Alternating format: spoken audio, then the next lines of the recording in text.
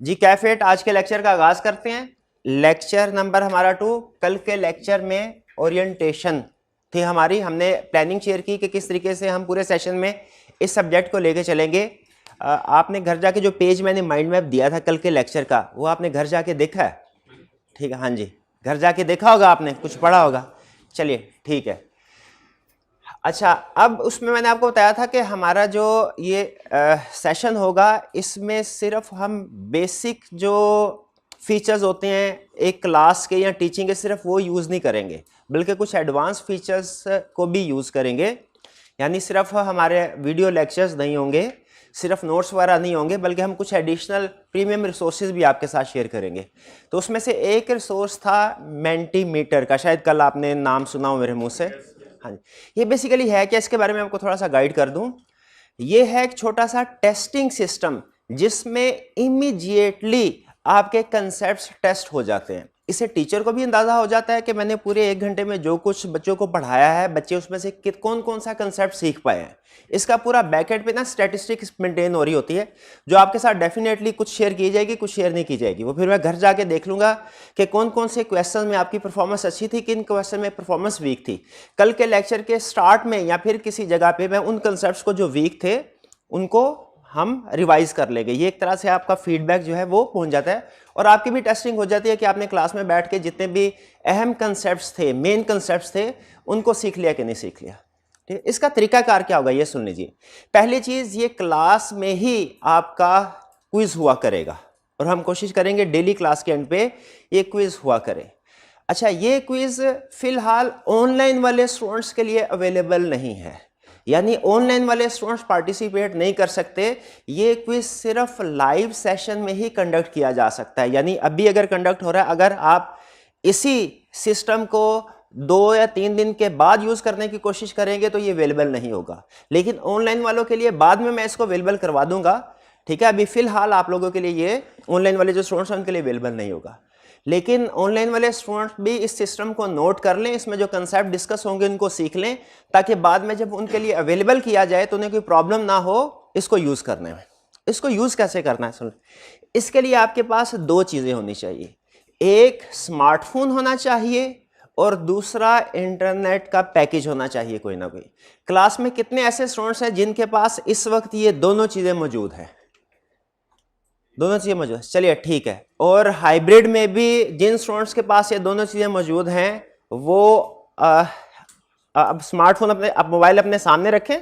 ठीक है, अब ये मोबाइल का हम अच्छा इस्तेमाल करने जा रहे हैं। वैसे तो मैंने आपको बताया ना क्लास में मोबाइल नहीं इस्तेमाल करना, लेकिन ये उसकी एक एक्सेप्शन है। ठीक है, अब आप मोबाइल का इस्तेमाल कर सकते हैं। करना क्या है आपने जी, मोबाइल अपने सामने रखिए, मोबाइल अपने सामने रखिए और एक्सप्लोरर पे जाइए, क्रोम पे जाइए और उस पे लिखिए menti.com, MENTI, menti.com। ये ऊपर लिखा हुआ है, गो टू www.menti.com। आपके सामने एक बॉक्स आएगा, उसमें आपसे पूछेगा कि नंबर, इसमें कोई कोड एंटर कीजिए। आपने उसमें जो कोड एंटर करना है वो ये लिखा हुआ है 36178959। ये कोड एंटर कीजिए। ठीक है, ये एक तरह से आपकी ना डेमो एक्सरसाइज है, सिर्फ आपका इंट्रोडक्शन कराया जा रहा है सिस्टम के साथ जी। जब आप इस कोड को एंटर कर लेंगे तो आपके सामने ये अल्फाज लिखेंगे, लेआउट ये नहीं होगा लेकिन ये अल्फाज लिखे नजर आएंगे। अगर आपके सामने ये CAF eight audit and insurance by Mohammad Asif quiz orientation lecture ये लिखा नजर आ रहा है तो इसका मतलब है आप सही जगह पे पहुंच गए। क्लास में कितने ऐसे स्टूडेंट्स हैं जो कि इस लेआउट पे पहुंच गए? चलिए ठीक है।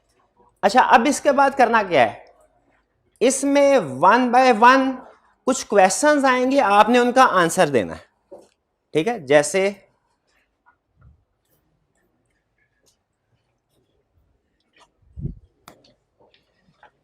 कुछ रूल्स आपके साथ इसके शेयर कर देता हूं।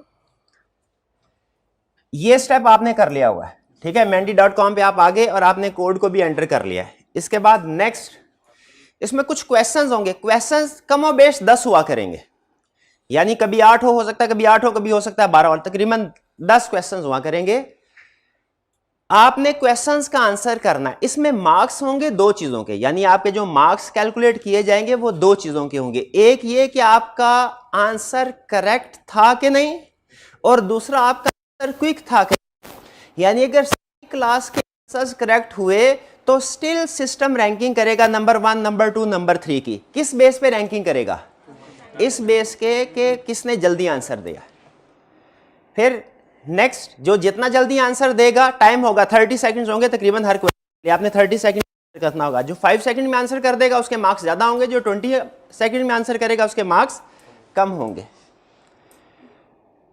फिर आपके सामने क्वेश्चन आएगा, 5 सेकंड आपको क्वेश्चन को रीड करने के लिए भी मिलेंगे। फिर आपके सामने ऑप्शंस आएंगी, 2, 3, 4, 5 जितनी भी ऑप्शंस हमने क्वेश्चन में बिल्ड की हैं, ऑप्शंस आएंगी। आपने पढ़ के करेक्ट ऑप्शन को क्लिक करना होगा, टिक करना होगा, और फिर उसके बाद नेक्स्ट क्वेश्चन, फिर उसके बाद नेक्स्ट क्वेश्चन। जब क्विज एंड होगा तो सिस्टम ऑटोमेटिकली जो टॉप 10 स्टूडेंट्स हैं उनको हमारे सामने डिस्प्ले कर देगा।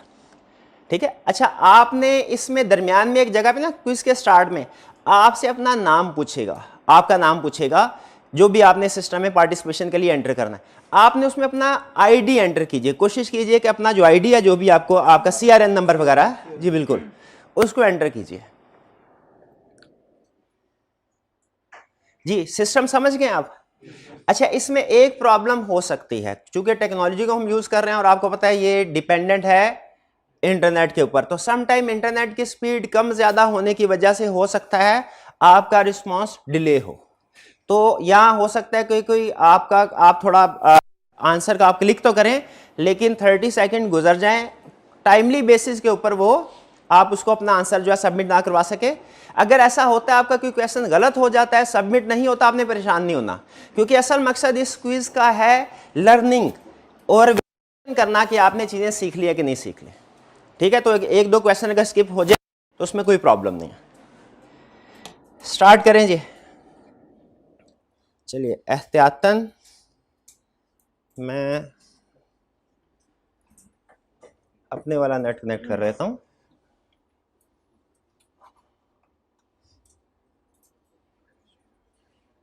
ऐसे सिग्नल तो ठीक आ रहे हैं। नहीं, वाईफाई अपना अपना भाई।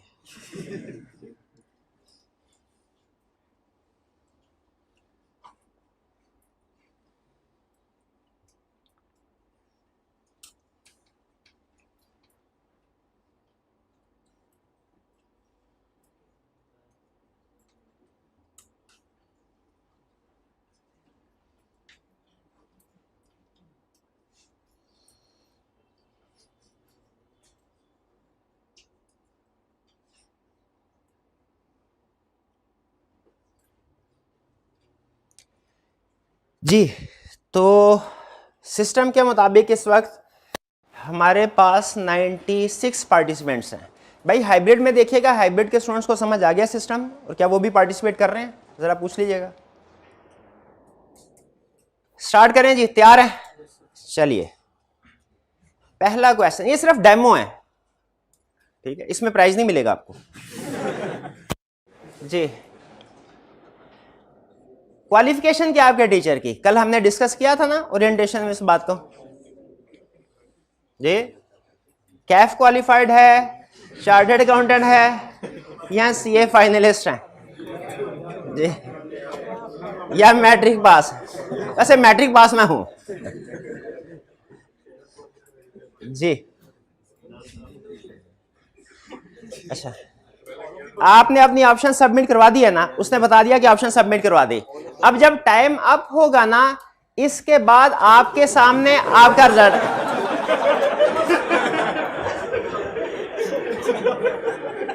मर्जी है आपकी, ये हाल है। अच्छा देखिएगा, रिजल्ट आएगा दो तरह से।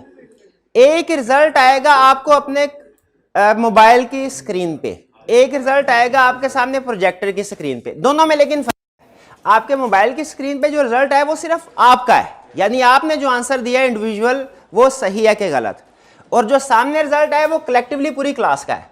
तो इसलिए आप बेफिक्र होके, कॉन्फिडेंट होके, पूरे एतमाद के साथ जितनी मर्जी गलतियां कर ले, कोई क्लास में दूसरे, इवन मैं भी नहीं ये जान सकता कि कौन से ऐसे स्टूडेंट्स हैं जिन्होंने मुझे ये कैफ क्वालिफाइड किया। मैं भी नहीं जान सकता, ठीक है। तो भाई मैं कैफ क्वालिफाइड तो हूं वैसे, लेकिन ये पार्शली करेक्ट है। हाँ जी, जो मोस्ट अप्रोप्रिएट ऑप्शन है वो चार्टर्ड अकाउंटेंट के। आगे चलते हैं, नेक्स्ट क्वेश्चन 2, रेडी है जी? चलिए,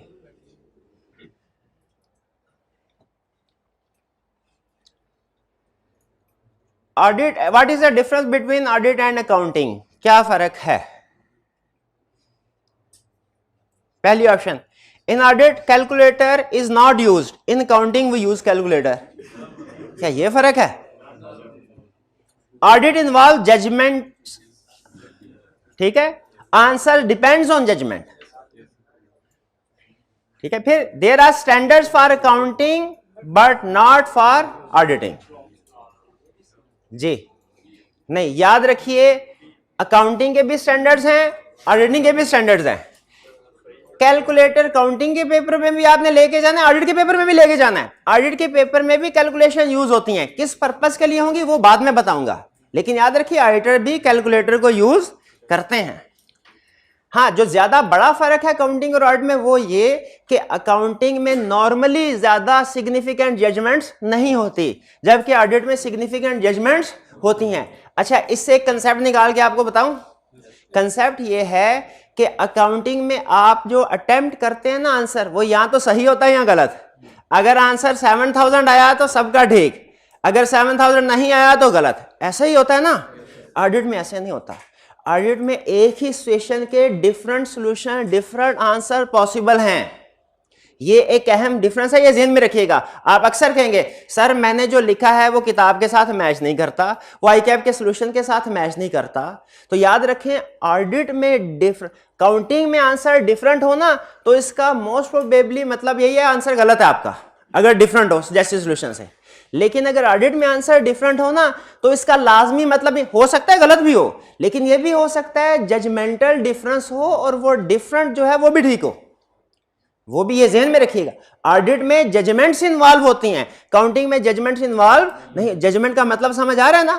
तो अब आप मेरे से ये जब भी पूछेंगे सर मैंने जो क्वेश्चन लिखा है ना उसमें 10 पॉइंट थे, 6 पॉइंट मेरे आईकैप के सॉल्यूशन के साथ आपके सॉल्यूशन मैच कर, यार मैच नहीं करते, मैं बहुत परेशान हूं, तैयारी तो की है लेकिन ये आंसर डिफरेंट आ गया।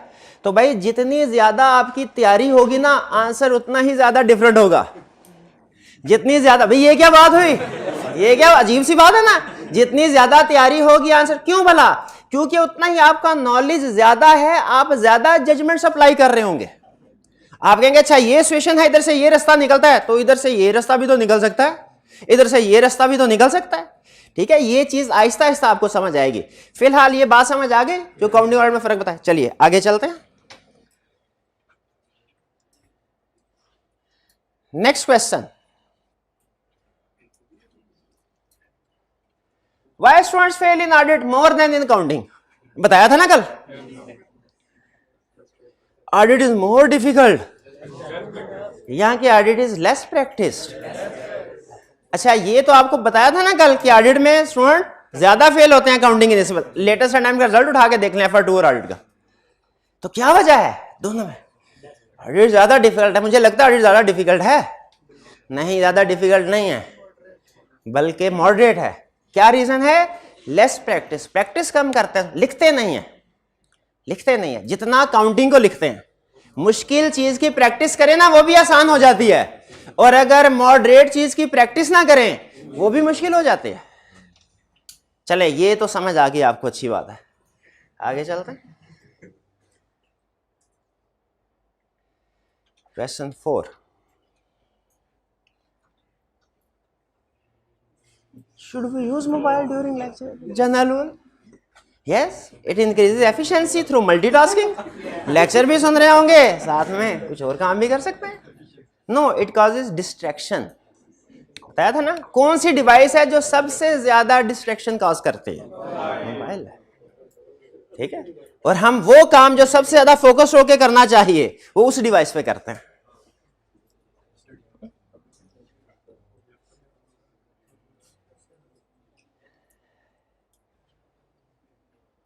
चले कम से कम अमल, हाँ ठीक है, अमल करें ना करें, कम से कम मानते तो है ना आप ये चीज। चलो ठीक।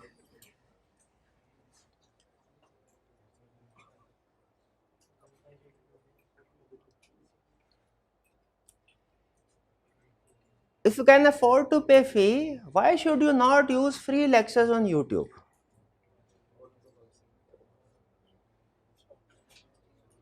ये भी कोई डिस्कस हुई, इसके ऊपर डिस्कशन हुई थी। Those lecture may be outdated, testing and feedback is missing, we cannot ask any question from teachers, additional premium sources are not available, it is illegal and unethical। ये आगे। अच्छा, अब इसमें आपने क्या किया होगा, आपने सबसे पहले जल्दी, पहला ठीक है बट ठीक है, इसको ओके कर दिया रहेगा, ये भी हाँ। ये भी ठीक, ये भी ठीक, ये भी ठीक, ये भी, लेकिन सबसे ज्यादा बेहतर आंसर क्या है, ऑल ऑफ द अबव। आगे चलते हैं जी। नहीं, आंसर चेंज नहीं हो सकता, एक दफा वोट सबमिट कर दिया तो सो कर दिया।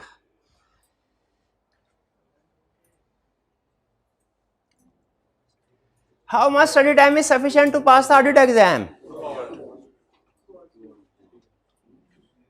1 hour daily, 2 hour daily study is not required। मेरा तो यही हाल है, हफ्ते के बाद कर लेंगे, हफ्ते के बाद कर लेंगे,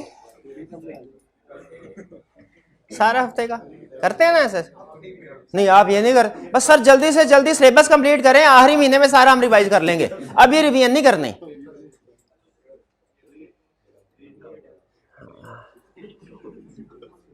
ना। डेली, हाँ 2 आवर्स डेली, शाबाश 2 आवर डेली। आपको बताया ना एक्स एनर्जी इफेक्ट, ये आपने मैनेजमेंट में कभी टर्म सुनी है, 2 + 2 इज ग्रेटर देन 5। वो कहते हैं 2 घंटे पढ़ना, फिर 2 इंटरवल्स में पढ़ना, इकट्ठे 5 घंटे पढ़ने से बेहतर, इसमें एफिशिएंसी प्रोडक्टिविटी ज्यादा होती है। इसके पीछे साइंस है, लेकिन उसकी तरफ हमें जाने की जरूरत नहीं। इसीलिए याद रखें, डेली 2 घंटे पढ़ना, इसमें प्रोडक्टिविटी आपकी कहीं ज्यादा होगी उसकी निस्बत क्या, वीकेंड पे 14 घंटे पढ़ लें, उसमें वो प्रोडक्टिविटी नहीं होगी। आगे चलते हैं।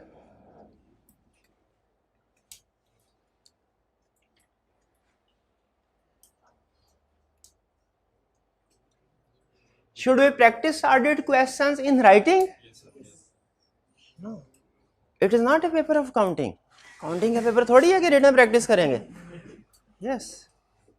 The written practice is required to pass. 2 options हैं जी। सेकंड जल्द नहीं भाई, सेकंड 1 सेकंड 1 सेकंड के बाद ही गुजरता है, 1 सेकंड आधे सेकंड में थोड़ा ही गुजरेगा, मैच कर लीजिएगा जी। प्रैक्टिस रिक्वायर्ड है, रिटन प्रैक्टिस के बगैर पास नहीं हो सकता। सारे का सारा भी याद कर ले जमानी, पास नहीं हो सकते। 8th question, which of the following service will not be provided to you? Smooth and timely coverage of, smooth का मतलब समझते हैं ना, बैलेंस, जितना पहले दिन बर्डन उतना आखिरी दिन बर्डन, भागम भाग नहीं। Sufficient practice of past paper in the class, ये नहीं करवाई जाएगी, क्योंकि आपके ख्याल में सफिशिएंट है एक एक क्वेश्चन करवा दें सर, 200 के 200 क्वेश्चन करवा दें। 24/7 support to all of your questions, शायद ये यहाँ के mind maps of all topics, कौन सी सर्विस, 24/7 सपोर्ट नहीं है, ठीक है। बाकी जितनी भी सर्विसेज हैं, ठीक है। स्टूडेंट बाजू का रात को 11 बजे कह रहा है सर एक सवाल पूछना है, अब सारे दिन के बाद अभी पढ़ने बैठ, पूछे ना इतनी लेट, अभी पढ़ने बैठा हूँ, तो भाई अभी पढ़ने मैं तो अभी, हाँ ये सोने दो। तो 24/7 सपोर्ट नहीं है। हाँ, ऑनलाइन वाले जो स्टूडेंट्स हैं उनको सपोर्ट अवेलेबल होगी, व्हाट्सएप ग्रुप के थ्रू उनको सपोर्ट अवेलेबल है, ठीक है, लेकिन वो भी 24/7 नहीं है। बस स्टूडेंट अभी मैसेज देते हैं, 5 मिनट बाद कहते हैं जवाब क्यों नहीं दिया, ठीक है, उसके लिए भी कोई स्टैंडर्ड टाइम होगा, यानी सेम डे में किसी भी वक्त रिस्पॉन्स दे दिया जाएगा।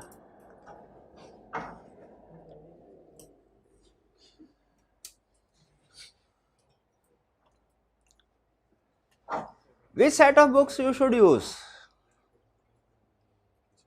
ICAP का, इंस्ट्रक्टर का, बोथ, या any one of both?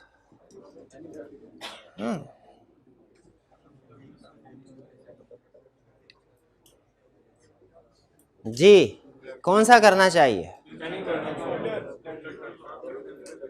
Instructor का करना चाहिए जी। Any one of both, both वाले गलत, दोनों हरगिज नहीं करने, नहीं कर पाएंगे, आपसे ना हो पाएगा, बहुत टाइम लगा, बहुत टाइम। आप एक भी कर लें तो बहुत, एक भी कर लें तो बहुत। और वैसे भी जो मटेरियल इसमें है और जो मटेरियल इसमें है, मटेरियल बेसिकली सेम है, सिलेबस है, तो डुप्लीकेशन हो जाएगी। हाँ, अगर आप जिंदगी में कभी एक दफा पढ़ना चाहें तो पढ़ सकते हैं, जो इंस्ट्रक्टर की बुक यूज करें कि आपकी बुक को पढ़ना चाहेगा पढ़ सकते हैं, ठीक है। याद आपने एक ही किताब से करना है, फोकस आपका एक ही सेट के ऊपर होना चाहिए, दोनों के ऊपर नहीं, ठीक है। इतना मुश्किल ना बनाए अपनी जिंदगी को। एक एक काफी है, इंस्ट्रक्टर वाली कर ले, आई कैप वाली ऑटोमेटिकली कवर हो जाएगी, आई कैप वाली कर ले, इंस्ट्रक्टर वाली ऑटोमेटिकली कवर हो जाएगी। कंसेप्ट तो वही है ना, बस अंदाजे बयान मुख्तलिफ है।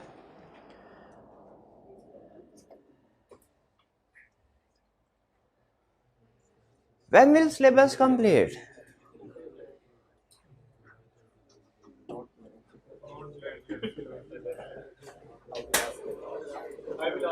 हाँ हाँ, आप पूछते होते हैं, पूछते हैं 2 महीने गुजरने के बाद हर हफ्ते पूछते हैं, सर 2 सवाल, सर लेक्चर कितने होंगे टोटल, सिलेबस कब खत्म होगा, लेक्चर कितने टोटल होंगे, सिलेबस कब खत्म होगा।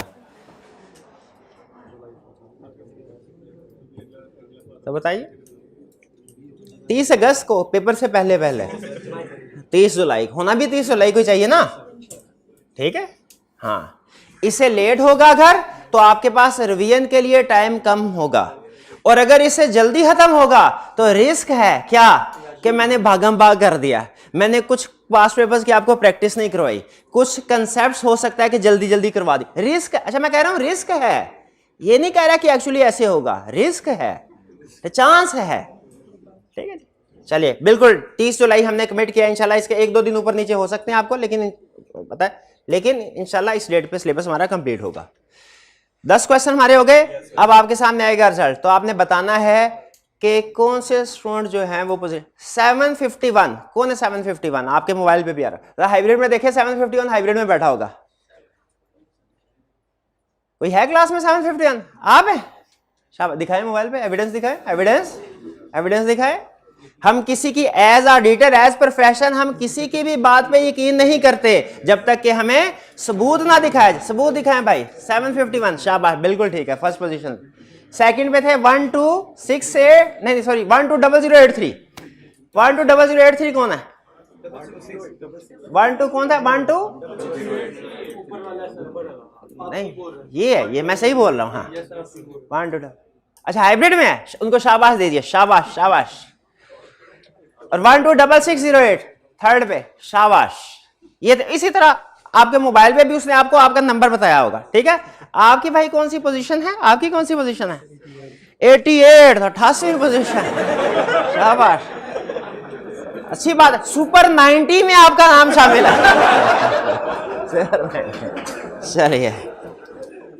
चलिए ये जो था हमारा तरीकाकार, अब इसको हम करते हैं क्लोज।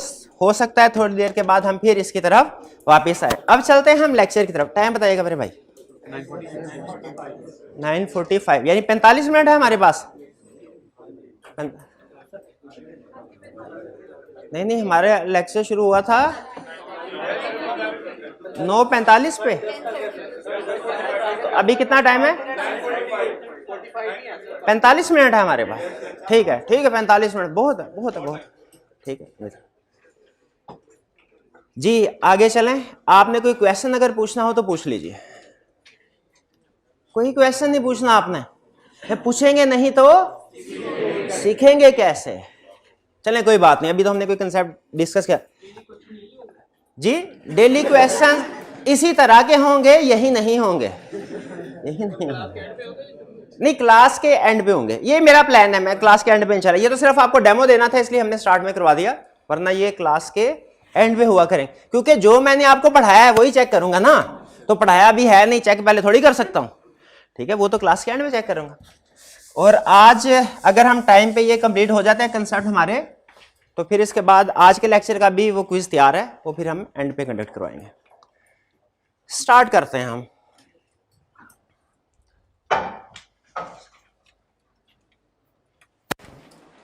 ये भाई एक ब्लैक वाला मार्कर दे दीजिएगा मुझे। हमारा ऑडिट प्रोफेशन जो स्टार्ट हुआ ना, ओरिजिनेट हुआ, ये उस वक्त जब मशीन इजाद हुई, जब इंसान ने मशीन इजाद की। मशीन इजाद होने से पहले भी बिजनेस हुआ करते थे, मशीन इजाद होने के बाद भी बिजनेस हुआ करते हैं, लेकिन पहले के बिजनेस में आज के बिजनेस में फर्क है। पहले के बिजनेस कौन से हुआ करते थे? सिंपल कोई प्रोडक्ट है उसके सेल परचेज के बिजनेस, जो के सिंपल, जैसे हम घर से बाहर निकले, जो हमारा बेकरी वाला, ये उसी स्टाइल में बिजनेस कर रहा है जिस स्टाइल में पुराने जमाने में बिजनेस हुआ करता था। यानी चीजें रखी हुई है, इन्वेंट्री रखी हुई है, कस्टमर आया, उसको इन्वेंट्री दी, पैसे लिए, खत्म। ठीक है, बिजनेस नॉर्मली सिंपल होते थे इसी तरीके से, कोई इसमें कम्प्लेक्सिटी नहीं होती थी। लेकिन जैसे ही मशीन इजाद हुई, बिजनेस ने मशीनरी को इस्तेमाल करना शुरू किया, तो ये कम्प्लेक्स होते गए सिस्टम। जैसे आपको मैं एग्जांपल दूं, अगर एक बिजनेस है उस बंदे का जो हमारे घर के साथ बेकरी वाला है, बेकरी चला रहा है, एक बिजनेस है एयरलाइन का, पीआईए का फॉर एग्जांपल। अब मुझे बताइए, क्या आपको पता है पीआईए के बिजनेस में क्या क्या एक्टिविटीज होती हैं, क्या क्या मशीनरी यूज होती हैं? एक टेक्सटाइल कंपनी में कितने ऑपरेशंस होते हैं, क्या आपको पता? नहीं पता हमें, क्योंकि ये कम्प्लेक्स बिजनेस है। छोटा सा बिजनेस हो वो शायद हम बता सकते, कम्प्लेक्स बिजनेस में नहीं। और मुझे फिर दूसरी बात ये बताइए कि ये छोटा बिजनेस स्टार्ट करना मुश्किल है कि किसी एयरलाइन या टेक्सटाइल कंपनी को स्टार्ट करना? एयरलाइन या टेक्सटाइल कंपनी को स्टार्ट, उसकी दो रीजन है। एक तो ये कि वो काम मुश्किल है, तो उसको कोई इंजीनियर लेवल का बंदा या कोई जो जिसके पास टेक्निकल स्किल हो वो कर सकता है। और दूसरा वो चूंकि उसमें जो मशीनरी इस्तेमाल होनी है वो महंगी है, तो जिसके पास बहुत ज्यादा पैसे होंगे वो इस्तेमाल कर सकता है। तो जो पुराना बिजनेस हुआ करता था वो सिंपल हुआ करता था, ठीक है, और उसे एक दो लोग कर लिया करते हैं। जो मॉडर्न बिजनेस है ये कम्प्लेक्स है, ठीक है, इनके लिए पैसा और स्किल दोनों की जरूरत होती है। सिंपल बिजनेस के लिए स्किल की तो इतनी जरूरत नहीं होती थी, ना ही पैसे की इतनी ज्यादा जरूरत होती। तो पहले जो बिजनेस ऑर्गेनाइजेशन होती थी वो नॉर्मली सोल प्रोप्राइटरशिप और पार्टनरशिप की शक्ल में होती थी। लेकिन जैसे ही मशीन इजाद हुई तो जरूरत फिर इस चीज की पेश आई कि हमें पैसे भी ज्यादा चाहिए और स्किल्स भी बिजनेस को चलाने के लिए ज्यादा चाहिए। इस बात से एग्री करते हैं। तो एक new form of business organization develop हुई जिसे हम कहते हैं कंपनी या joint stock company. Joint stock company जो कि अब latest form of business organization है, ये डिफरेंट है, ये डिफरेंट है नॉर्मल जो हमारे पुराने बिजनेस हुआ करते थे उनसे। कैसे? इसमें जो नॉर्मली जो पहले बिजनेस हुआ करते थे ना, उनमें जो बिजनेस का ओनर और बिजनेस का मैनेजर था वो सेम हुआ करते थे। यहां पे चूंकि बिजनेस को चलाने के लिए टेक्निकल स्किल्स की जरूरत है, इसलिए मोस्ट प्रोबेबली जिन लोगों के पास पैसा है हो सकता है उनके पास वो स्किल ना हो, और जिनके पास स्किल है हो सकता है उनके पास पैसा ना हो। ठीक है, तो company form of business organization में एक तो आपको बहुत ज्यादा पैसों की जरूरत है, एक चीज ये ध्यान में रखिए, और दूसरी प्रॉब्लम क्या है, आपको टेक्निकल स्किल्स की जरूरत है नॉर्मली। अच्छा, बहुत ज्यादा पैसों की जरूरत, तो उसके लिए उन्होंने क्या कहा? उन्होंने कहा सोल प्रोप्राइटर में एक ओनर होता है, पार्टनरशिप में मैक्सिमम 20 होते हैं, कंपनी में हम ऑप्शन अनलिमिटेड कर देते हैं, जितनी जरूरत हो उतने मेंबर उतने पैसे इकट्ठे कर सकते हैं आप शेयर होल्डर से। तो पार्टनर जो ओनर्स की तादाद है वो ज्यादा हुई क्योंकि पैसे ज्यादा चाहिए। तो ओनर सारे मिले बहुत से 50, उन्होंने कहा जी एयरलाइन बनानी है, एयरलाइन बनानी है, अच्छा चलिए ठीक है, उसके लिए पैसे इकट्ठे करो, कितने चाहिए? उसके लिए 200 करोड़ चाहिए। चले 50 लोग मिल गए। ये सारे लोग जो मिले, इन्हें जो ओनर्स हैं इन्हें हम कॉर्पोरेट लैंग्वेज में शेयर होल्डर भी कहते हैं, या भी फिलहाल मैं इन्हें सिर्फ ओनर का नाम दे देता हूं, ओनर्स। अब इन ओनर ने पैसा इकट्ठा कर दिया, एक मसला हल हो गया पैसे वाला। दूसरा मसला अभी भी वही पे है, वो क्या है? स्किल्स। जहाज उड़ाना नहीं आता, पैसे इकट्ठे कर दिए जहाज उड़ाना, उसके लिए तो कोई पायलट चाहिए। क्या करे, इन्होंने अखबार में इश्तिहार दे के कुछ लोगों को हायर कर लिया जिनका काम ये था कि एयरलाइन को चलाना है। ठीक है, जहाज कहां से उड़ेगा, कहां पे फ्लाइट करेगा, किधर से घूम फिर के कैसे लैंड करेगा, सारी चीजें। तो टेक्निकल लोगों को हायर कर लिया जो कि इस एयरलाइन का बिजनेस इसको रन करना जानते थे। ये लोग जो थे ये कहलाते हैं मैनेजर्स। मैनेजर्स जब ओनर्स ने मैनेजर, अब देखें पैसा किसका लगा हुआ है, तो बिजनेस के मालिक कौन है, और बिजनेस चलाने के लिए किसको हायर किया, मैनेजर्स को। इन मैनेजर्स ने कहा सर आप हमें अपॉइंट कर रहे हैं, हमें मिलेगा क्या, उन्होंने कहा आपको दो चीजें मिलेगी। शेयर होल्डर्स ने कहा मैनेजर्स को आपको दो चीजें मिलेगी। पहली चीज आपको सैलरी मिलेगी, सैलरी मिलेगी। दूसरी चीज आपको बोनस मिला करेगा, यानी जितना प्रॉफिट होगा उसका 10% आपको बोनस मिला करेगा एडिशनल। काउंटिंग में पढ़ा हुआ ना आपने adjustment, managers entitled to 10% bonus, 10% of profit, adjustment counting में हुआ करती थी, ये बोनस मिला करेगा। सैलरी किस लिए दी, क्योंकि हर एम्प्लॉय को सैलरी दी जाती है। बोनस किस लिए दिया, ताकि ये दिन रात एक करके मेहनत करें, कंपनी प्रॉफिट में जाए, 10% इनको मिलेगा तो 90% इनको भी तो मिलेगा। ये ज़हन में रखिएगा। ये बोनस वाली बात समझ आई, बोनस इनको क्यों दिया। अब इसके बाद मुझे बताइए, ओनर्स ने मैनेजर को अपॉइंट कर दिया और ये चले गए घर, ओनर चले गए घर। बिजनेस में अब कौन मौजूद है, बिजनेस कौन चला रहा है, day to day matters decisions कौन कर रहा है, कैश डेली बेस पे कलेक्ट हो रहा है, उसको बैंक में कौन जमा करवा रहा है, एसेट सारे किसके कब्जे में है, ठीक है, सारे एसेट, सारे जहाज, bank account, cash, inventory, managers, ठीक। ओनर्स ने कहा हम 1 साल के बाद आएंगे और आपसे पूरा हिसाब किताब लेंगे, आपसे पूरा, जैसे हम दुनिया में जो कुछ करते हैं हमने हिसाब किताब देना है ना, लिखा जा रहा है, हिसाब किताब देना है ना, उसी तरह ओनर्स ने कहा हम जा तो रहे हैं लेकिन हमेशा के लिए नहीं, साल के बाद आएंगे, तुमसे हिसाब किताब लेंगे, क्या सारा साल तुमने क्या किया, अच्छा काम किया तो शाबाश मिलेगी, अच्छा काम नहीं किया तो खिंचाई होगी। क्लियर होगी यहां तक बात, इन दोनों में फर्क समझ आ गया। अच्छा, सम टाइम ऐसा होता है कि कुछ ओनर ही मैनेजर भी बन जाते हैं अगर उनमें टेक्निकल स्किल हो। अगर कोई पर्सन एमबीबीएस क्वालिफाइड है और उसके वाले साहब बिलियनियर हैं, तो हो सकता है वो खुद ही अस्पताल बनाए और खुद ही उसमें डॉक्टर के तौर पे बैठ भी जाए। लेकिन अगर आपके पास पैसे हैं, एमबीबीएस की डिग्री नहीं है, अस्पताल तो बना लेंगे, डॉक्टर को एंगेज करना पड़ेगा। और अगर आप एमबीबीएस है, पैसे नहीं है, तो फिर आपको कहीं पे नौकरी करना पड़ेगी। सम टाइम ऐसा होता है, पैसे भी होते हैं, स्किल भी होती है, तो कभी कभार ऐसे भी होगा जो ओनर है वही मैनेजर भी है।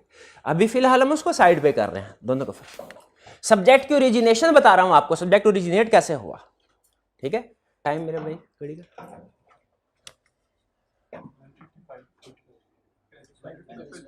बाकी कितना, 35 मिनट, हाँ भाई। ये क्लियर हो गया, ओनर और मैनेजर में फर्क समझ आ गया। अगर फर्क समझ आया तो मुझे बताइए, ओनर और मैनेजर के दरमियान में जो रिलेशनशिप है, इसको एक्सप्लेन करना पड़े तो हम 3 अल्फाज के जरिए से इसको एक्सप्लेन करते हैं। 3 अल्फाज के जरिए से। वो अल्फाज क्या क्या हैं, स्टीवर्ड, STEWARD, स्टीवर्ड, एजेंट और अकाउंटेबल। अकाउंटेबल, स्टीवर्ड का मतलब क्या, अमानतदार। मैनेजर्स अमानतदार हैं, इनके पास ओनर्स की, तो इसका मतलब है स्टीवर्डशिप का रोल किसका है, मैनेजर्स का। इनके पास कौन सी अमानत पड़ी है, ओनर्स ने जो बिजनेस चलाने के लिए पैसा इन्वेस्ट किया है वो इनके पास पड़ा है, ओनर ने जो एसेट खरीदे हैं वो इनके पास पड़े हैं। तो इनको चाहिए कि ये एसेट्स अमानत के तौर पे है ना, तो इन एसेट्स को अपने जाती मुफाद के लिए इस्तेमाल कर ले, नहीं जाती मुफाद के लिए, तो इन दी बेस्ट इंटरेस्ट ऑफ, इन किसके इंटरेस्ट में इस्तेमाल करना चाहिए, ओनर्स के इंटरेस्ट में। स्टीवर्डशिप का रोल क्लियर हुआ। अमानत इनके पास है जो इनको चाहिए कि ओनर्स के इंटरेस्ट में इस्तेमाल करें, अपने इंटरेस्ट में नहीं, ठीक है। कोशिश करें अपने खर्चे कम रखे, ये ना हो कि महंगी से महंगी गाड़ी अपने लिए खरीद ले, अपना तो इंटरेस्ट सोच लिया लेकिन ओनर्स का इंटरेस्ट डैमेज हो गया। दूसरा पॉइंट, एजेंट, प्रिंसिपल और एजेंट है। कभी सुना है आपने? एजेंट का मतलब कौन था? जो हमारी इंस्ट्रक्शंस पे काम करता है। इस रिलेशनशिप में ओनर और मैनेजर, कौन एजेंट है? मैनेजर। किसकी इंस्ट्रक्शन पे काम करते हैं ये? तो ओनर प्रिंसिपल हो गया, ये एजेंट हो गए। इनका काम है ओनर्स की इंस्ट्रक्शन के मुताबिक काम करें। अगर उनकी इंस्ट्रक्शन, इन्होंने कहा, ओनर ने कहा एयरलाइन का बिजनेस तो एयरलाइन का बिजनेस, ये ना हो कहीं जहाज उड़ाना तो बड़ा मुश्किल है, ऐसा करते हैं क्रिप्टो करेंसी बाय कर लेते हैं, प्राइस ऊपर जाएगी प्रॉफिट दे देंगे, तो प्रॉफिट से कर जाए, पता चले वो डाउन चली गई। तो इन्हें इंस्ट्रक्शंस के, ओनर्स के इंस्ट्रक्शंस के मुताबिक काम करना चाहिए और अकाउंटेबल है। क्या ये जवाबदेह हैं ओनर्स को? सारा साल जो कुछ किया उसके लिए जवाबदेह हैं ओनर्स को? जवाब देंगे? कैसे देंगे? ज़बानी कलामी के लिखत पढ़त में, लिखत पढ़त में जवाब देंगे। और जवाब देने के लिए ये एक चीज प्रिपेयर करते हैं, शाबाश, फाइनेंशियल स्टेटमेंट्स। मैनेजर सारा साल क्या करते रहे ये ओनर्स को कैसे बताते हैं? फाइनेंशियल स्टेटमेंट के जरिए ओनर्स को पता चल जाता है फाइनेंशियल स्टेटमेंट में प्रॉफिट है तो अच्छा काम किया, अगर लॉस है, गड़बड़ है, चेंज करने की जरूरत है। तो इसका मतलब है, यहां से आगे कंसेप्ट जाएगा। फाइनेंशियल स्टेटमेंट वाली बात समझ आई आपको? आगे चलें।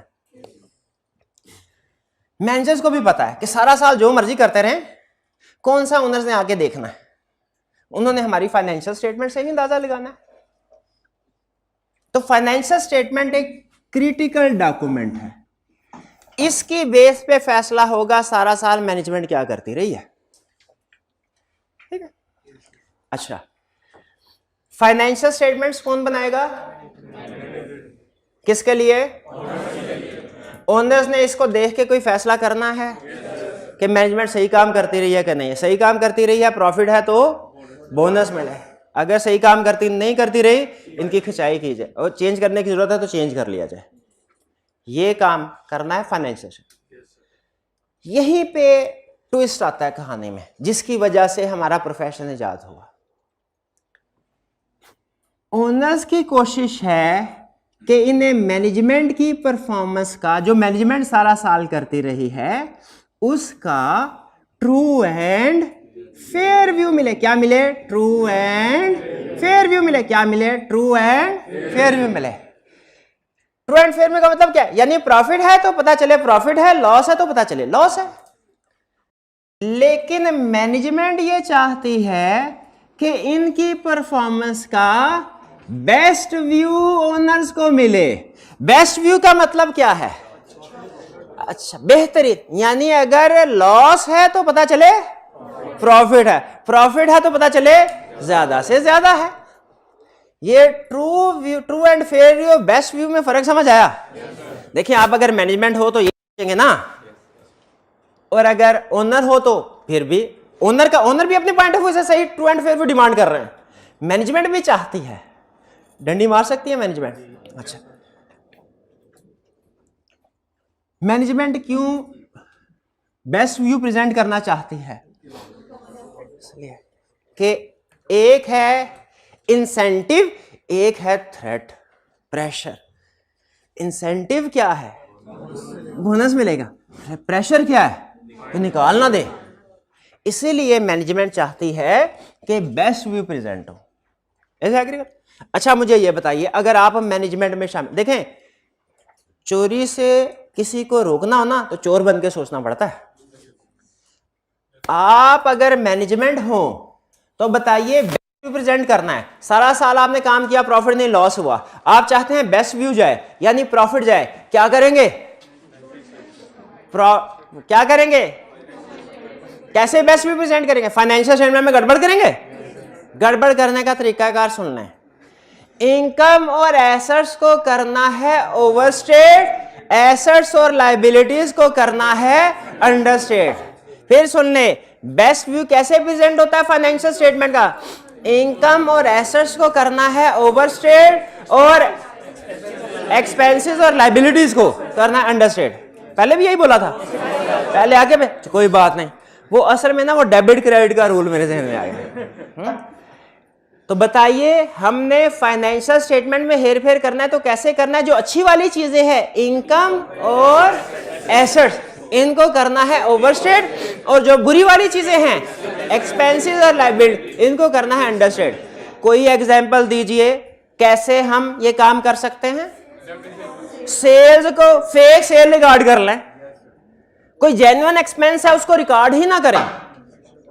फेक सेल को रिकॉर्ड कर लिया, जेन्युइन एक्सपेंस को रिकॉर्ड ही नहीं किया। मशीनरी की डेप्रिसिएशन ही रिकॉर्ड नहीं की।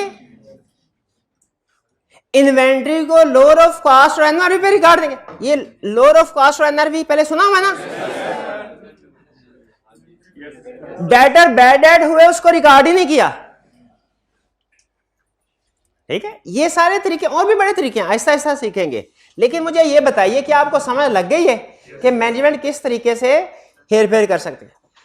अब ओनर्स तो चूंकि इनके पास टेक्निकल स्किल नहीं होते, ये खुद से फाइनेंशियल स्टेटमेंट में इस तरह के गड़बड़ जो हो उनको आइडेंटिफाई नहीं कर पाते।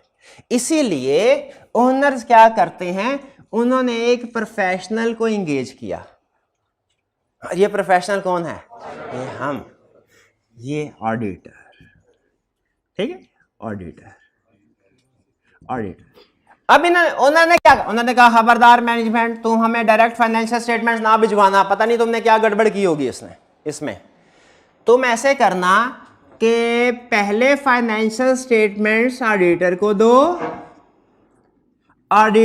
दो एक कॉपी, फिर उसके बाद अपने पास रखो।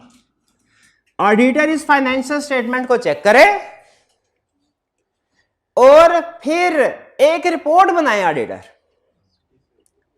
उस रिपोर्ट में लिखे क्या, फाइनेंशियल स्टेटमेंट्स ठीक हैं कि गड़बड़ है, फाइनेंशियल में ठीक है कि, और फिर ये रिपोर्ट जाए ओनर्स के पास। इस रिपोर्ट को कहते हैं ऑडिट रिपोर्ट। इस रिपोर्ट को क्या कहते हैं? Audit report.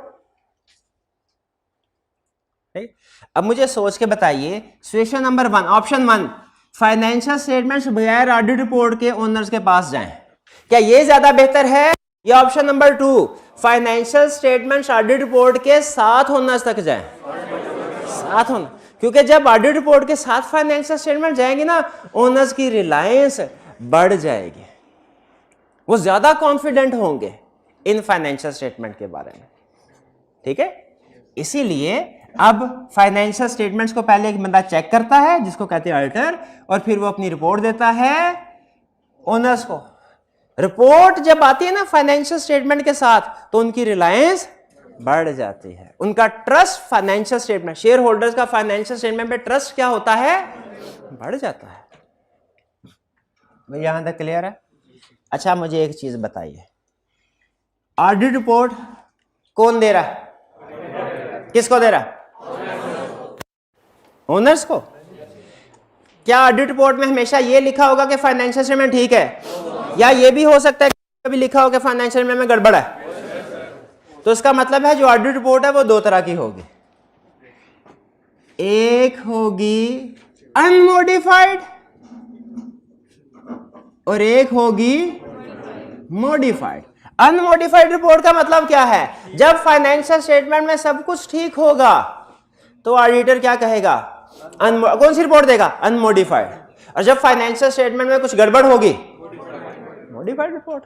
तो बताइए, शेयर होल्डर एक रिपोर्ट में हैप्पी होंगे, एक रिपोर्ट में सैड होंगे, कौन सी रिपोर्ट पहुंचेगी तो शेयर होल्डर हैप्पी होंगे? अनमोडिफाइड। और कौन सी रिपोर्ट पहुंचेगी तो वो सैड होंगे? मॉडिफाइड। ये समझ आ गई बात? ठीक। अच्छा, यहां तक कोई क्वेश्चन है तो पूछ लें जी। मेरा फाइनेंशियल स्टेटमेंट्स और रिपोर्ट दो डिफरेंट चीजें हैं। यस, दोनों डिफरेंट चीजें हैं। फाइनेंशियल स्टेटमेंट्स बना रही है मैनेजमेंट, ऑडिट रिपोर्ट बना रहा है ऑडिटर।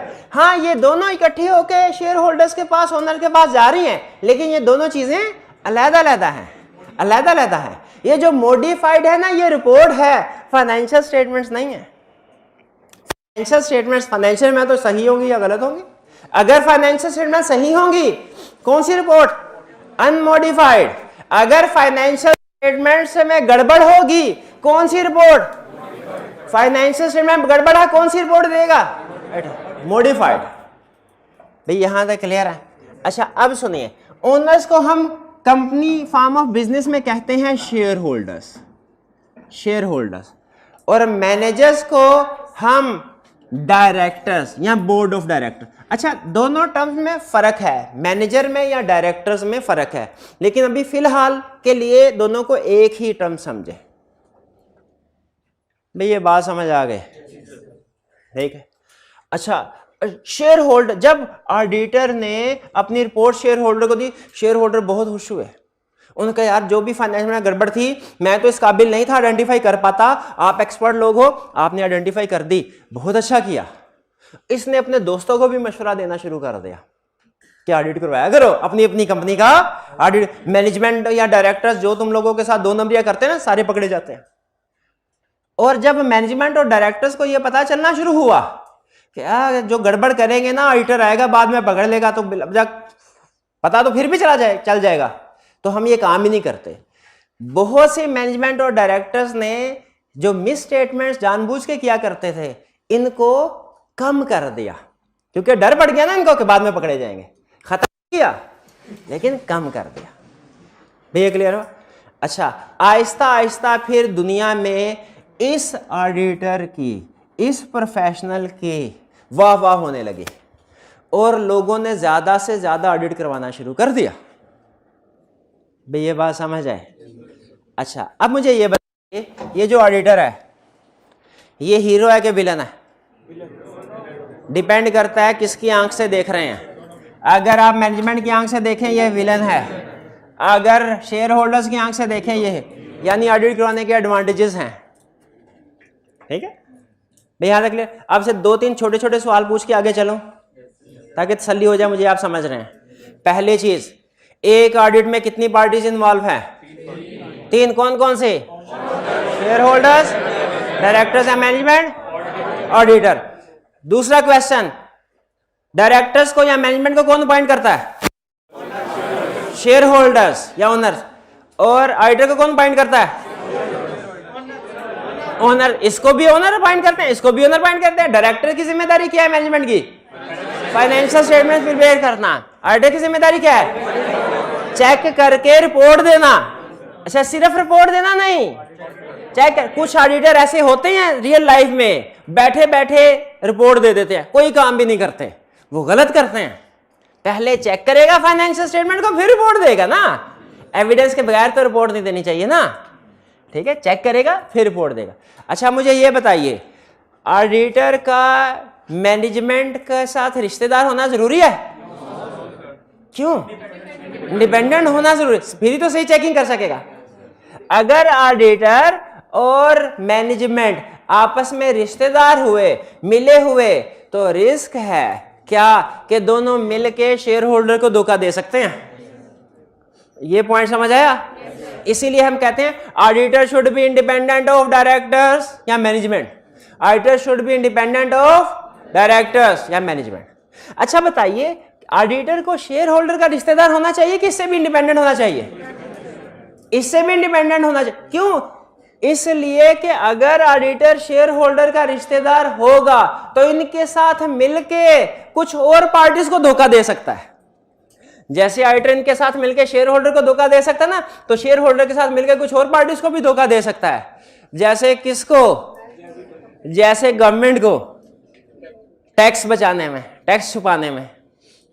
ठीक है, जैसे जब ये शेयर होल्डर अपना बिजनेस बेच रहे होंगे तो हो सकता है इनके साथ मिलकर एसेट्स ओवरस्टेटेड हो, ऑडिटर चुप करके साइन कर दे और ज्यादा कीमत पे बिक जाए बिजनेस, और अगला जो खरीदा वो बाद में सर पकड़ के बैठे कि इतने एसेट तो है ही नहीं जितने बैलेंस शीट में शो करवाए हुए थे। तो इसीलिए याद रखें, हमारा रूल ये हमेशा याद रखेगा, हमारे सिलेबस का 20% पोर्शन इस एक स्टेटमेंट के ऊपर डिपेंड कर रहा है। क्या है? Auditor should be independent of management and share holder. Auditor should be independent of management and share holder. कितने मिनट रखे बाकी? नहीं ये रिमेनिंग टाइम कितना रह गया? 18। अच्छा ठीक है भाई, क्लियर हुआ? तो आप एग्री करते हैं इससे कि ऑडिट करवाना बेहतर है ऑडिट ना करवाने से? क्यों? क्योंकि ऑडिट करवाने के कुछ फायदे हैं। अच्छा ऑडिट, एक तो ऑडिटर के प्रोफेशन को इतना ज़्यादा रिकॉग्नाइज किया गया कि अब तकरीबन दुनिया के हर मुल्क में ये लीगल रिक्वायरमेंट है, इंक्लूडिंग पाकिस्तान। पाकिस्तान में भी लीगल रिक्वायरमेंट है क्या, कि जो बड़ी बड़ी कंपनीज हैं वो अपनी फाइनेंशियल स्टेटमेंट अपने शेयर होल्डर को भेजने से पहले उनका ऑडिट करवाएंगी और ऑडिट रिपोर्ट के साथ फाइनेंशियल स्टेटमेंट शेयर होल्डर को भेजी जाएगी। तो अब ये लीगल रिक्वायरमेंट, स्टूडेंट ने कैफ 7 पढ़ा है ना, उन्होंने शायद ये बात पढ़ी होगी कि कंपनीज के लिए, बड़ी कंपनीज के लिए ऑडिट करवाना रिक्वायर्ड है। पाकिस्तान में भी रिक्वायरमेंट, बाकी की दुनिया में भी रिक्वायरमेंट। लेकिन याद रखें, जिन जगहों पे ये रिक्वायरमेंट नहीं है, लीगल रिक्वायरमेंट, क्या वहां पे ऑडिटर होते हैं? वहां पे भी होते हैं। क्यों? क्योंकि ऑडिट के और भी बहुत से फायदे हैं। भाई ऑडिट के क्या फायदे हैं? ऑडिट के क्या फायदे हैं? और भी बहुत से फायदे हैं। क्या फायदे हैं? Most of the misstatements are identified. एक तो ये ना कि लीगल रिक्वायरमेंट पूरी हो जाती है। ऑडिट के और भी फायदे हैं। क्या? मैनेजमेंट की ज्यादातर मिस स्टेटमेंट्स जो फाइनेंशियल स्टेटमेंट्स में होती है वो आइडेंटिफाई कर लेता है। Most of the misstatements are identified. Most का मतलब क्या होता है? ज्यादातर। ऑल नहीं लिखा हुआ। क्या लिखा हुआ है? मोस्ट। इसका मतलब क्या हुआ कि कुछ छोटी छोटी मिस स्टेटमेंट ऐसी होती हैं जो क्या हो सकता है आइडेंटिफाई ना कर सके। आपको एक रियल केस बताता हूं। एक कंपनी का ऑडिट करने के लिए गए, वहां पे बैठे हुए, तो वहां पे एक क्लर्क था, कहने लगा सर ऑडिटर तो सही कहा, आपको नहीं? मैंने कहा ऑडिटर, क्या ऑडिटर सही करते?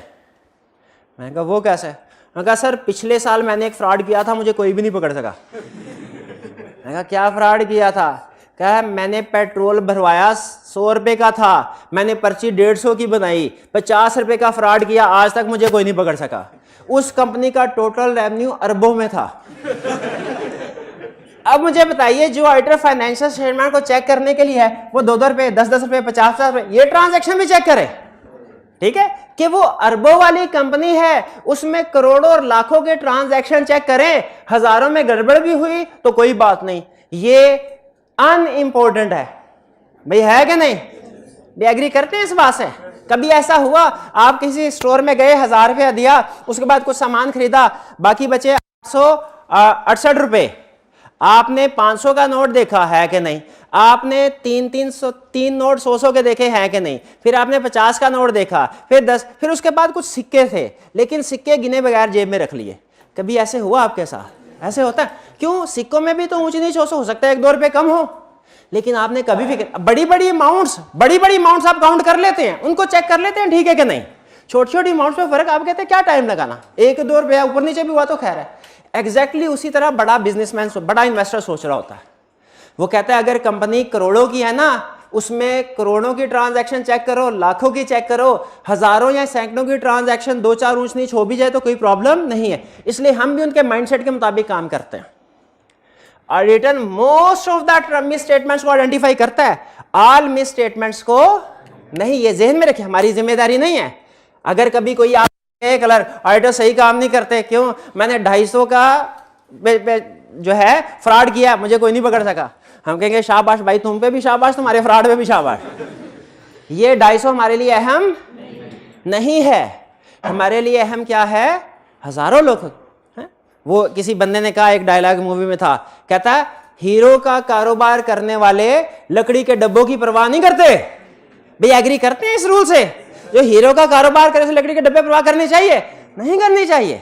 तो हम भी बड़ी बड़ी ट्रांजैक्शन की परवाह करते हैं, छोटी छोटी ट्रांजैक्शन की परवाह नहीं करते। ज़हन में रखें, जो बड़ी बड़ी ट्रांजैक्शन होती है ना इंपॉर्टेंट, उसे हम कहते हैं मटीरियल, और जो छोटी छोटी होती हैं इमटीरियल।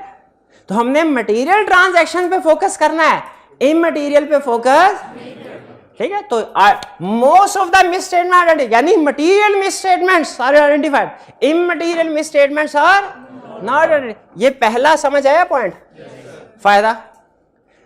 फिर इसके बाद असिस्ट इन सेल और परचेज ऑफ बिजनेस, ठीक है? कई साल पहले कुछ लोग आए पाकिस्तान में पेटीसेल को बाय करने के लिए, कुछ फॉरेन कंपनीज थे, गवर्नमेंट को जरूरत है, इत्सलात कंपनी ने उसको बाय किया था। जो बाहर का इन्वेस्टर आया ना इंटरनेशनल, उसने कहा मैं पेटीसेल बाय कर लूं, ठीक है बाय करने को तैयार हूं, पाकिस्तान को पैसे की जरूरत है। उनका लेकिन कितने में बाय करना है ये फाइनेंशियल स्टेटमेंट देख के बताएंगे। पीटीसीएल की फाइनेंशियल स्टेटमेंट बनी, नहीं अभी नहीं, इसका ऑडिट भी करवाएं। इसका अगर ऑडिट करवाएंगे हमारी रिलायंस बढ़ जाए, क्योंकि आईटी इंडिपेंडेंट पर्सन है ना। अब ये गवर्नमेंट ओन्ड ऑर्गेनाइजेशन है पीटीसीएल, उन्होंने कहा हमें क्या पता आपने फाइनेंशियल स्टेटमेंट को ओवरस्टेट किया हुआ एसेट्स को ताकि हमसे ज्यादा पैसे ले ले। जब तक एक इंडिपेंडेंट पर्सन ऑडिटर इसको चेक नहीं करता ना, हम बोली नहीं लगाएंगे। फिर उसका ऑडिट हुआ, ऑडिटर फिर उसको देख के तो उन्होंने अमाउंट डिसाइड की कि जी इस अमाउंट पे हम शेयर खरीदेंगे। तो मुझे बताइए, जब बिजनेस को सेल परचेज करना हो तो उसमें ऑडिट काम आता है कि नहीं आता? ये ऑडिट के फायदे हैं, उसमें भी ऑडिट काम आता है। Assistant grant of loan, bank के पास लोन लेने के लिए चले जाए, बैंक लोन देगा? फाइनेंशियल स्टेटमेंट्स देख के। क्यों भला? फाइनेंशियल पता चले भाई, बैंक जब लोन देता है, आपको पता है, आपने कैफ 7 में ये भी पढ़ा होगा अगर पढ़ा, वरना आप कॉमन सेंस में भी पता होगा कि बैंक से लोन लेते हैं ना, बैंक कहता है सिक्योरिटी के तौर पे कुछ लिखवाओ। ठीक, तो जितनी ज्यादा आपके पास एसेट्स होंगे ना, बैंक उतना ज्यादा लोन देगा, और जितने कम उतना कम लोन। तो आपका क्या ख्याल है प्रैक्टिकली क्या होता होगा? कंपनी कहती है ये 100 मिलियन के मेरे एसेट्स है, बैंक उसको 70 मिलियन का लोन दे देता होगा। बैंक क्या कहता है? ऑडिट करवा के लाओ। तो इसका मतलब है अगर लीगली रिक्वायर्ड ना भी हो ना, स्टिल ऑडिट होंगे। क्यों? क्योंकि लोन में हेल्पफुल होते हैं, लोन लेने में बैंकर की भी तसल्ली हो जाती है। कंफर्म करता है कि मैनेजमेंट अपनी स्टैट्यूटरी और नॉन स्टैट्यूटरी ड्यूटी परफॉर्म कर रही है कि नहीं, मैनेजमेंट अपने काम जिम्मेदारी से कर रही है कि नहीं कर रही।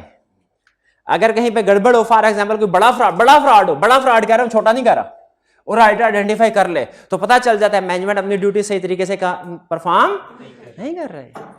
ये रोल है ना मैनेजमेंट का एक, कि एजेंट है, शेयर होल्डर की इंस्ट्रक्शंस के मुताबिक काम करना है। अगर मैनेजमेंट एयरलाइन की बजाय किसी और बिजनेस में पैसा इन्वेस्ट कर रही हो, ऑडिटर को पता चल जाएगा कि नहीं पता चल जाएगा? जब चेक ही करेगा, वो बता देगा कि मैनेजमेंट अपनी ड्यूटी सही परफॉर्म नहीं कर रहे।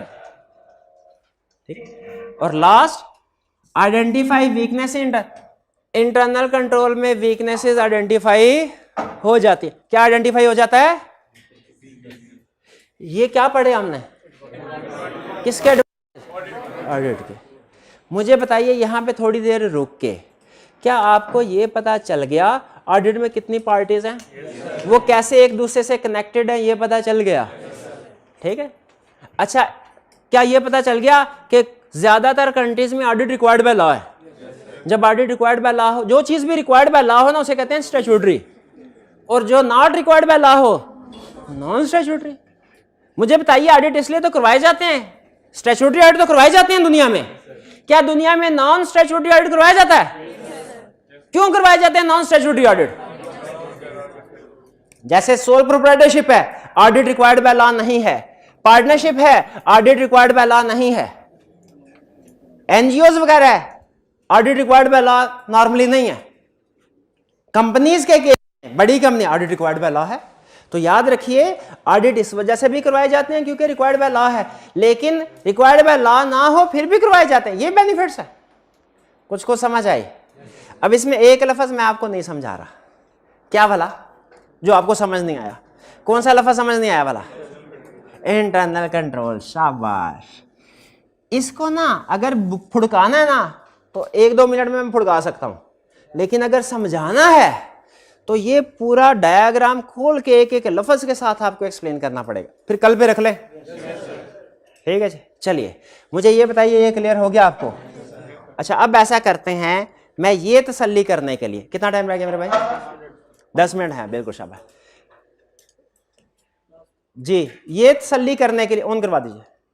ये तसल्ली कर, ये तो हमारा आज का कंसेप्ट हुआ ना, पहले तो डेमो दिया था, अब हम आपका रियल में क्विज कंडक्ट करवाने जा रहे हैं, और इस क्विज में जो टॉप 5 स्टूडेंट होंगे उनको 50 रुपए का प्राइज मिलेगा। आप तैयार हैं? आपको मैं 3 मिनट दे रहा हूं, आपके जो नोट्स प्रोवाइड किए गए हैं, अच्छा आपने कोई बुक वगैरह अभी बाय नहीं करनी, कुछ भी नहीं करना, क्लास जो जिस चीज की जरूरत होगी मैं प्रोवाइड करूंगा। जब बुक बाय करनी होगी ना, मैं आपको खुद बता दूंगा, ठीक है? वो फाइनल हो रही है, कुछ अभी हफ्ता 10 दिन लगेंगे, तब तक जो भी मटेरियल होगा वो मैं आपको क्लास में प्रोवाइड कर दूंगा, ठीक है?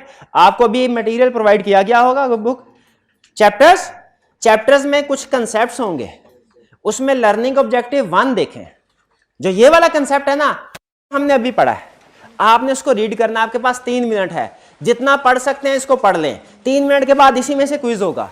यही है वो कंसेप्ट जो हमने पढ़ा है। ठीक है जी, जी पॉज कीजिएगा थोड़ी देर। जी चलिए, ये अब बंद कर दें नोट्स पर और तैयार हो जाए। ये नोट्स पर बंद करके बैग में डाल दें, बस हमने इतना ही पढ़ना था। ठीक है, बंद करते बस, अब इम्तिहान है आपका। मोबाइल अपने सामने रखें, फिर से आ जाइए कहां पे, menti.com पे। अब की बार कोड डिफरेंट, क्योंकि क्विज डिफरेंट हो गया ना, अब की बार कोड डिफरेंट है। अब प्राइस भी है, टॉप 5 स्टूडेंट को प्राइस मिलेगा।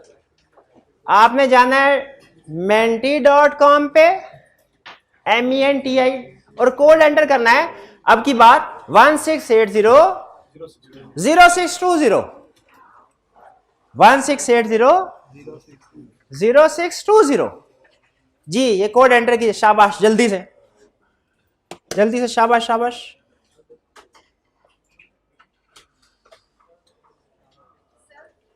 जी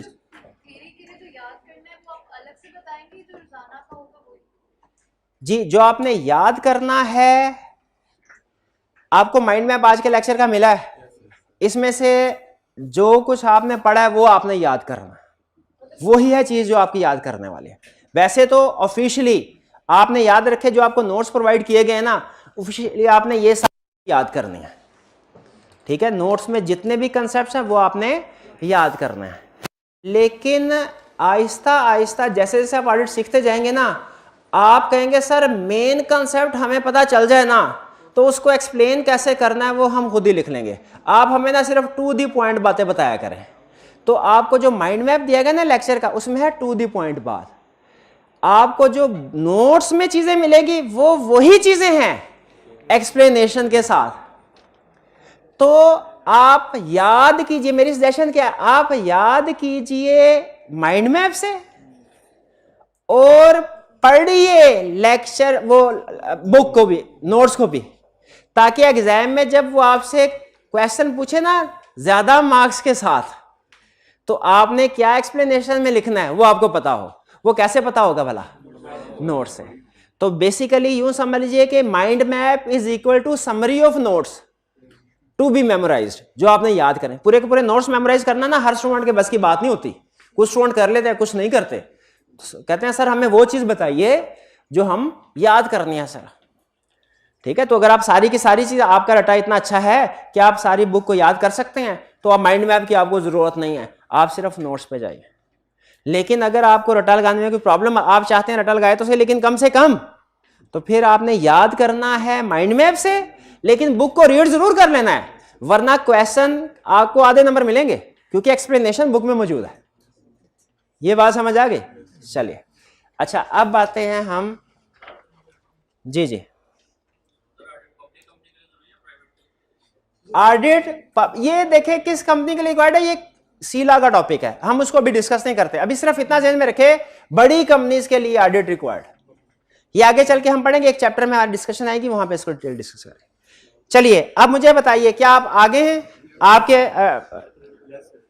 मोबाइल पे ये डिस्प्ले आ गया? लेक्चर स्टार्ट करें। नाम अभी आगे पूछ लेगा नाम, ये ला। हाउ टू प्ले, अभी आपको पता है कि कैसे प्ले करना है।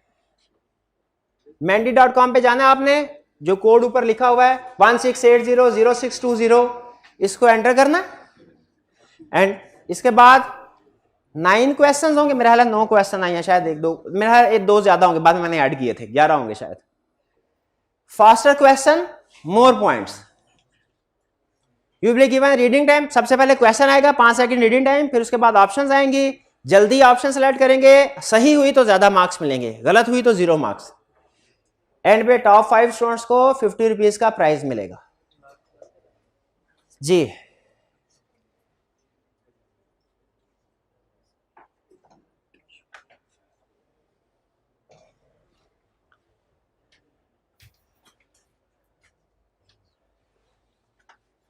जी, मेरा ख्याल काफी स्टूडेंट्स आ गए हैं, 113 हो गए। स्टार्ट करें अब इसको, तैयार है? ये पहला क्वेश्चन आपका,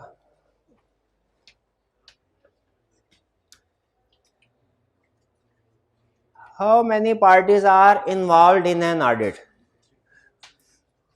2, 3 और 4। देखें हमारे प्रोफेशन में कहावत है, मेरा पास होना काफी नहीं है, दूसरों को फेल भी होना चाहिए। तो जो सही ऑप्शन है ना ऊंची ना बोलें, वरना दूसरे भी पास हो जाएंगे। बिल्कुल। 3 कौन कौन सी पार्टीज हैं? कौन कौन सी पार्टीज हैं? 3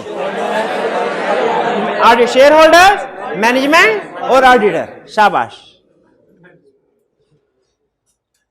शेयर होल्डर मैनेजमेंट में हो सकते हैं, मैनेजमेंट शेयर होल्डर में हो सकते हैं, लेकिन ऑडिटर इंडिपेंडेंट होता है दोनों से। आगे चले जी। सेकंड क्वेश्चन ये रहा आपके सामने। वो अपॉइंट्स ऑडिटर, ऑडिटर को कौन अपॉइंट करता है? मैनेजमेंट। मैनेजमेंट अपॉइंट कर।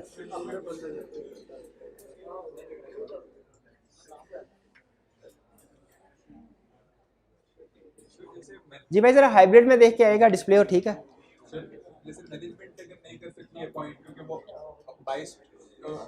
बिल्कुल नहीं।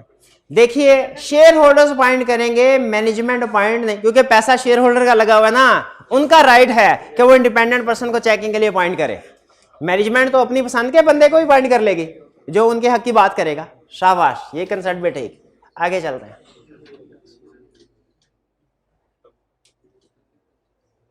थर्ड क्वेश्चन ये रहा।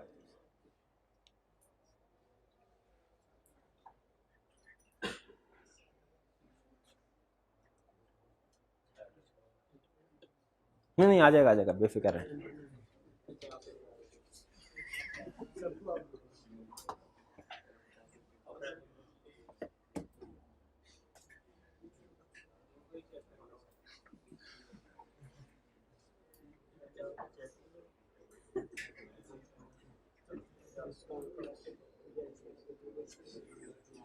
चल पड़।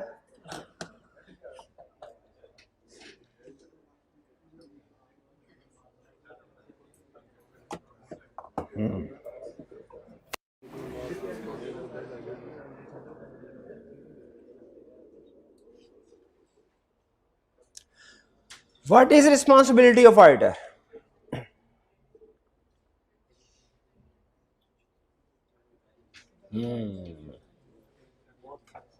To prepare financial statements? क्या ऑडिटर की रिस्पॉन्सिबिलिटी फाइनेंशियल प्रिपेयर? अगर ऑडिटर फाइनेंशियल स्टेटमेंट प्रिपेयर करेगा तो मैनेजमेंट क्या करेगी? ये तो मैनेजमेंट का काम है। ऑडिटर का काम क्या हुआ फिर? To verify financial. आप अगर मुझे कहें ना सर ऑडिट क्या होता है, एक लफ्ज में बताएं, ऑडिट क्या होता है एक लफ्ज में बताएं, तो मैं कहूंगा वो एक लफ्ज है वेरिफिकेशन। वेरिफिकेशन। तो ऑडिटर की रिस्पॉन्सिबिलिटी क्या है? वेरीफाई करना फाइनेंशियल स्टेटमेंट को। शाबाश। ऑडिटर कभी भी फाइनेंशियल स्टेटमेंट्स को प्रिपेयर नहीं करता। कर सकता है, नहीं करता, क्योंकि वो खुद फाइनेंशियल स्टेटमेंट को प्रिपेयर करेगा तो चेक कौन करेगा? भाई जो बंदा खुद, जनरल लोन है ना दुनिया का, जो बंदा खुद काम करे उसे खुद चेक नहीं करना चाहिए, वरना गलतियां नजर नहीं आती। अपना टेस्ट खुद चेक करेंगे। सर बड़े खींच के नंबर लगाए हैं, मेरे 60 नंबर आ रहे हैं, पेपर दे के आ रहा हूं। सही नंबर लगाए होते हैं क्या? सही नंबर लगाए होते हैं क्या? नहीं लगाए होते। खींच के भी सही नंबर नहीं लगाए होते। अपना काम खुद कभी भी आप चेक नहीं कर सकते। How many miss statements auditor usually identify? All miss statements.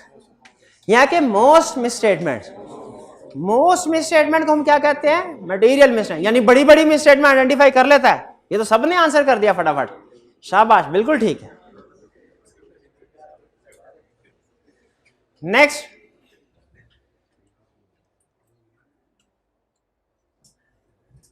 if auditor is also a shareholder of the company, is auditor independent of that company?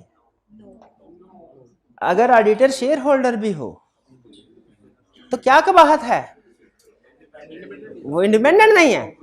वो हो सकता है अपने शेयर्स को बचाने के लिए गवर्नमेंट को धोखा दे दे, अपने शेयर की प्राइस बढ़ाने के लिए गवर्नमेंट को धोखा दे दे, या बैंक वाले को धोखा दे दे, या जो उसका बिजनेस खरीदने वाला है उसको धोखा दे दे। तो ऑडिटर को क्या होना चाहिए? किससे? मैनेजमेंट से भी, शेयर होल्डर से भी। अगर ऑडिटर शेयर होल्डर है, इंडिपेंडेंट नहीं है मेरे भाई, इंडिपेंडेंट नहीं है। अगर ऑडिटर शेयर होल्डर है, इंडिपेंडेंट नहीं है, वो खुद उस पोजीशन में आ गया तो सही चेक करेगा क्या? नहीं, वो मिस स्टेटमेंट जिससे प्रॉफिट बढ़ता होगा, अगर वो शेयर होल्डर हुआ ना ऑडिटर, तो हर मिस स्टेटमेंट जिससे प्रॉफिट बढ़ता हो उसे क्या कहेगा? जाने दो, नहीं? और जिस हाँ बिल्कुल फुड़काएगा। आगे चलते, question 6।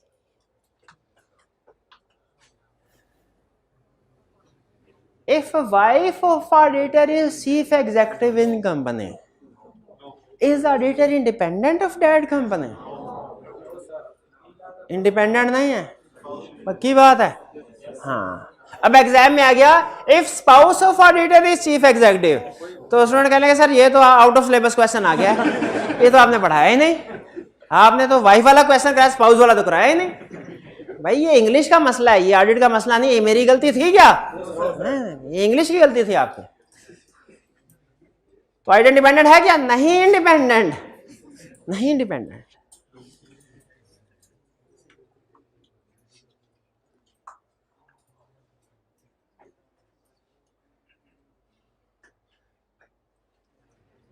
An auditor gives statement or report to shareholder that financial statements do not give true and fair view. Financial statements do not give true and fair view. This type of report is called unmodified के modified? Modified, शाबाश, modified,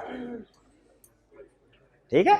और अगर auditor कहे कि सब कुछ ठीक है, फाइनेंशियल में give true and fair view, वो अनमोडिफाइड होती है भाई। अच्छा ये स्टूडेंट इनका कंसेप्ट ठीक है, ये स्टूडेंट मैं आपको बताता हूँ रीजन क्या, इन्होंने नॉट का वर्ड नहीं पढ़ा जल्दी जल्दी में, कंसेप्ट इनका ठीक है, नॉट का वर्ड नहीं पढ़ा, क्योंकि अगर नॉट का वर्ड हटा दें तो ये फिर अनमोडिफाइड बन जाती है, जल्दी जल्दी में हो जाता है, कोई मसला नहीं।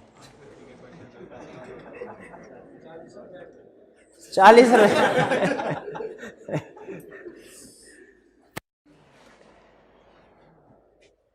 Does an auditor identify all misstatement in financial statement?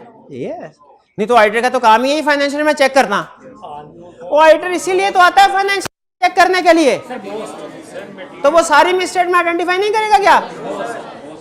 Most करेगा। जो छोटी छोटी मिसस्टेटमेंट रह जाएगी इनको आइडेंटिफाई नहीं करेगा, 350 का फ्रॉड नहीं पकड़ेगा, क्योंकि वो लाख के ट्रांजैक्शन चेक कर रहा है। हाँ शाबाश, auditor all transactions all misstatements identify नहीं करता। क्या आपका टीचर आपको पास्ट पेपर का हर क्वेश्चन, ओवरऑल बात कर रहा हूं, हर क्वेश्चन प्रैक्टिस कराने का रिस्पॉन्सिबल है? नहीं, मोस्ट ऑफ द जिनसे सारे कंसेप्ट टेस्ट हो रहे हो, बाकी आपने खुद भी तो घर से प्रैक्टिस करने हैं ना, वो हमने इसलिए ये वाला क्वेश्चन कराना, ये रिपीट हो रहा है कंसेप्ट, ये स्टूडेंट को असाइनमेंट के तौर पे देंगे। असाइनमेंट से याद आया आपको, जो आज माइंड में मिला उसमें आपने नोट किया, असाइनमेंट में दी हुई है। If auditor is also an employee of the company, is auditor independent of that company? Is auditor independent of that company?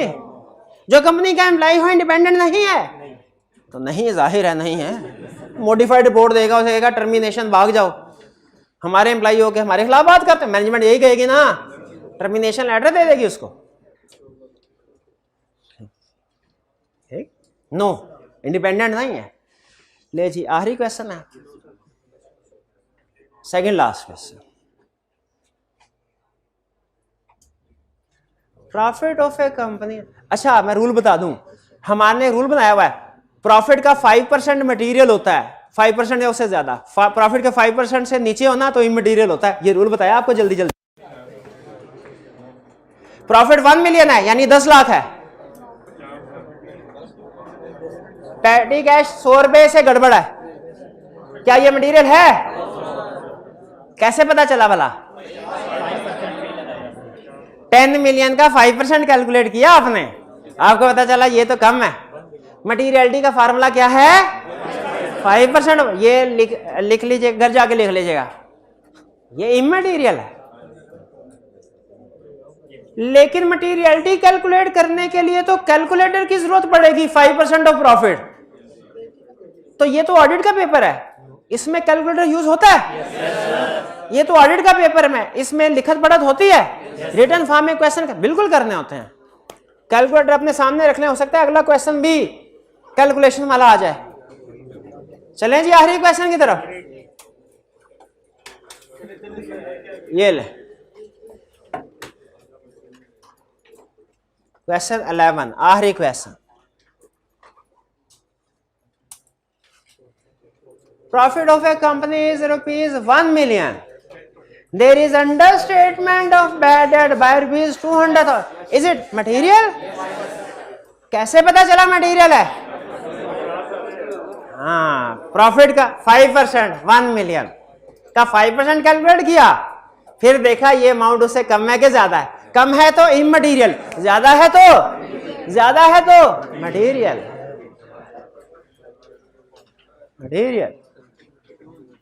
तो ये इमटेरियल है कि मटेरियल? अच्छा, मटेरियलिटी लेवल कितना आया था? 50,000 था। ओ यस, मटेरियल। शाबाश इन सारे को, शाबाश शाबाश शाबाश। ये केस स्टडी में कैलकुलेशन यूज होनी है। अब आते हैं टॉपर्स की तरफ। एविडेंस के बगैर प्राइस नहीं मिलना, इसलिए जो नंबर सामने है ना 1 to 5 स्क्रीनशॉट ले लीजिएगा, या आगे पीछे ना होने दीजिएगा उसको। भाई प्राइस रेडी है? प्राइस शाबाश। उस कमरे में भी किसी को कैश देके, हाइब्रिड वाले में भी अच्छे स्टूडेंट बैठे हुए हैं। एबीसी, शाबाश। एबीसी किधर है? एबीसी हाइब्रिड, एबीसी दिखाए भाई को, दीजिए फर्स्ट प्राइज, शाबाश। पहली पोजीशन एबीसी। Second position 129,442। आज की हमारी क्लास के टॉपर ये 129,442, शाबाश। Second position. थर्ड पोजीशन 1,222,74, शाबाश। फोर्थ पोजीशन 1,251,79, शाबाश। Fourth position. Fifth position Ali भाई, ये तो हाइब्रिड में कोई प्राइस में नहीं है। हाइब्रिड प्लस नहीं, इंशाल्लाह कल उनमें से टॉपर्स होंगे जरूर। चलिए, ये था हमारा आज का लेक्चर। आपने माइंड मैप आपको दिया गया है, उससे याद कर लेना है। उसका जो इंटरनल कंट्रोल वाला पोर्शन है वो मैंने कल समझाना है, याद कर लीजिएगा। लर्निंग ऑब्जेक्टिव 1 को पढ़ लीजिएगा। याद माइंड मैप से करना है, पढ़ना लर्निंग 1 से। और रिटर्न प्रैक्टिस असाइनमेंट जरूर करनी, रिटर्न असाइनमेंट जरूर करनी है। बोलते जाए जाते जाए, असाइनमेंट जरूर करनी है, रिटर्न असाइनमेंट जरूर करनी। शाबाश। आज का लेक्चर यहाँ पे खत्म करते हैं। अल्लाह हाफिज।